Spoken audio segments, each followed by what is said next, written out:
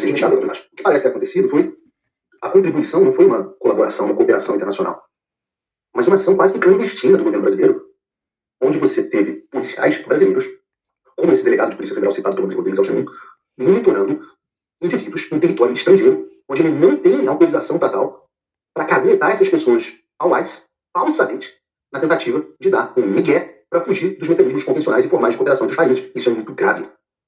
A polícia do Lula está agindo de forma clandestina para monitorar indivíduos em país estrangeiro e fazendo denúncias, mesmo que falsas, a órgãos de imigração para ver se eles deportam o sujeito sem precisar passar pelos ritos formais do processo de extradição. Quem está dizendo isso? Paulo Figueiredo? Não. Quem está dizendo isso foi a BBC.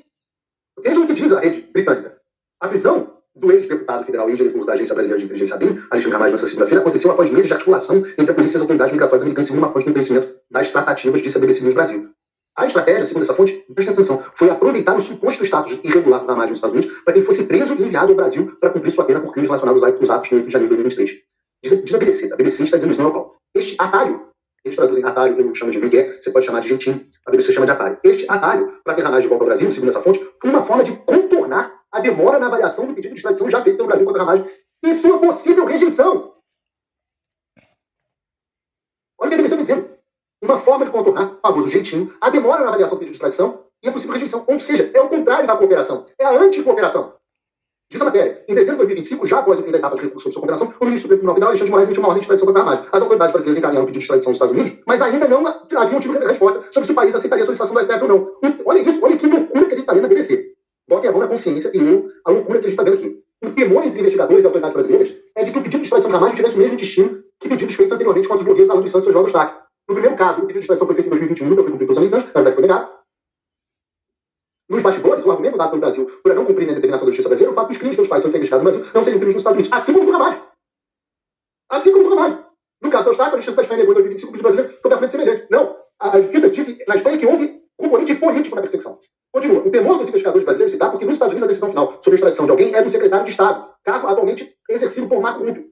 Rubio, por sua vez, tem proximidade com integrantes da família Bolsonaro, caso Eduardo, e já criticou abertamente as decisões do Alexandre de Moraes no julgamento do ex-presidente Bolsonaro pelos atos do 8 de janeiro. De acordo com essa fonte, a Ramagem vinha sendo monitorada pela autoridade brasileira desde que fugiu para os Estados Unidos. Segundo os investigadores da Polícia Federal, a Ramagem e sua família teriam deixado o Brasil para eles em país, blá blá blá blá. De lá para cá, seguiram para os Estados Unidos. Diante do impasse, um agente de ligação da PF situado na Flórida repassou informações sobre o paradeiro do Ramagem, sua situação criminal no Brasil por ICE. Segundo a fonte ouvida pela BBC News, as informações sobre o Ramagem foram repassadas há alguns meses, mas só agora a agência teria atuado para prender o Estado Federal. Puta que... Isso é uma reportagem da BBC. Não é o Paulo. Não é o Paulo. Isso é a anticooperação. A cooperação é a extradição. Isso é a cooperação Miguel. A autoridade brasileira realizando monitoramento clandestino de indivíduos nos Estados Unidos e organizando denúncia falsa contra ele para que os indivíduos sejam deportados e assim o processo formal de cooperação e extradição que eles temem que seja negado pelo Marco Rubio seja pulado. Cara, pelo amor de Deus, não tem como ignorar isso. Eu faço um apelo aqui à Câmara dos Deputados e ao Senado, especialmente às Comissões de Segurança Pública, de Relações Exteriores e Defesa Nacional. Essa, a última que eu tenho, é presidida pelo meu querido amigo Luiz Felipe Torres Bragança. Eu faço um apelo. Vocês precisam fazer o que a oposição faz. Investigar. Chamar para a explicação. Hoje, com o secretário Luiz Felipe, ele adiantou que na semana que vem, porque não deu tempo nessa semana, será feito, por questão regimental, será feito um requerimento para a convocação do ministro da Justiça e para o convite que eles têm, que o pessoal pode convidar o diretor da Polícia Federal. Porque duas coisas precisam ser investigadas aqui. Primeiro, por que a Polícia Federal e o seu diretor-geral mentiram ao dizer que a detenção do Ramagem tinha sido feita através de uma ação conjunta de cooperação entre o Brasil e os Estados Unidos no combate ao crime organizado, quando os documentos da detenção mostram que ele foi detido por questões migratórias pela Polícia Americana, então caracterizada a mentira da Polícia Brasileira. Segundo, a Polícia Federal monitora clandestinamente indivíduo fora da sua jurisdição? Essa pergunta precisa ser feita. O papel de oficial de ligação não é monitorar clandestinamente ninguém. Se quer fazer investigações nos Estados Unidos.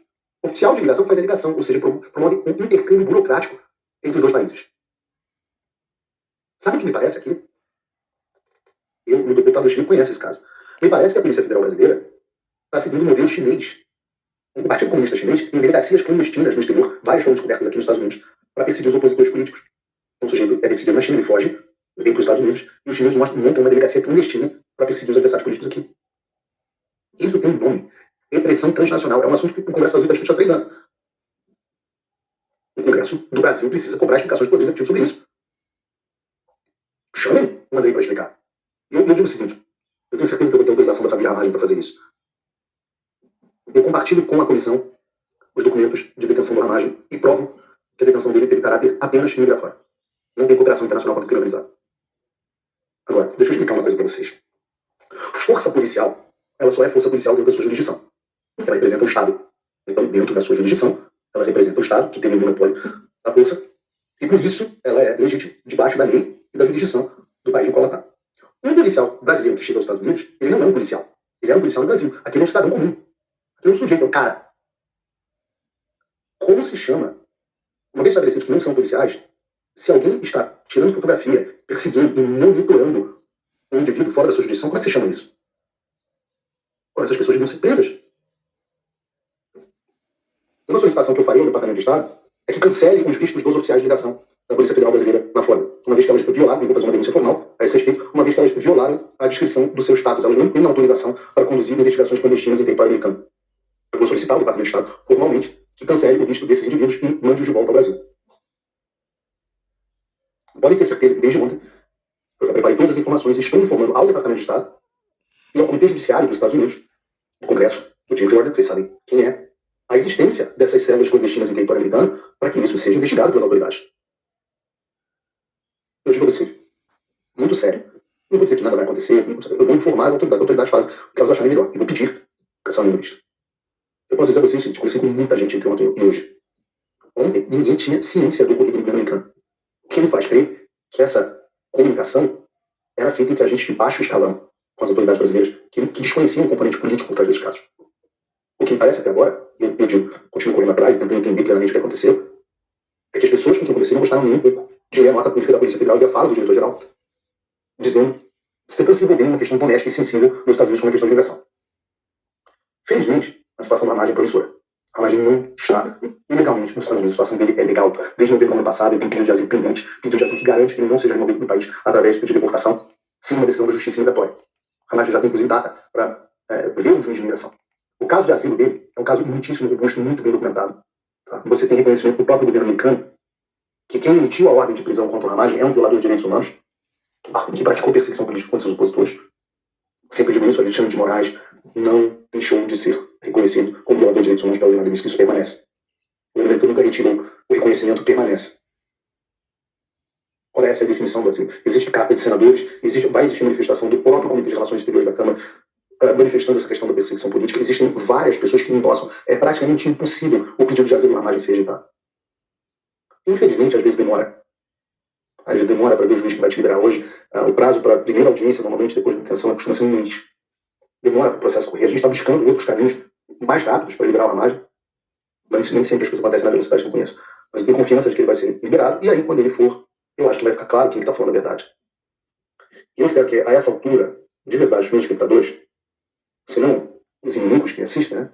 Pelo menos os espectadores assíduos do programa, entendam que quando eu afirmar algo, não é palpite. Não tem história de ninguém sabe o que está acontecendo. Se eu estou falando é porque eu sei o que está acontecendo. É porque eu tenho informações que corroboram o que eu estou dizendo. Eu posso estar errado. Eu posso estar errado e as informações que eu recebi podem estar erradas. Mas tudo que eu falo, eu procuro fundamentar com documentos, com ideias. E é assim que o Palveiras é feito. Aqui a gente mata a cobra e mostra o pau. Eu só não mostro o pau ainda porque o projeto de OnlyFans foi novamente adiado, agora para 2027. Para quem tem dúvida de como apoiar o meu trabalho, você tem dois níveis. Um apoiador que paga menos do que um lanche do McDonald's por mês, 20 e poucos